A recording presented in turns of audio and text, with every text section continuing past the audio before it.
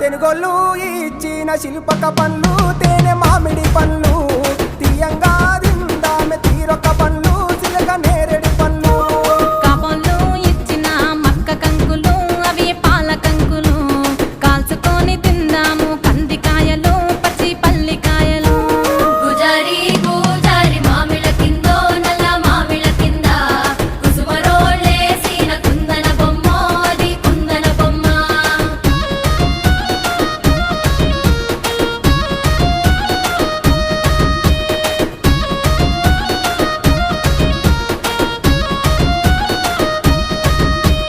బెస్తోలు పెట్టిన పచ్చి చేపలు అవి వట్టి చేపలు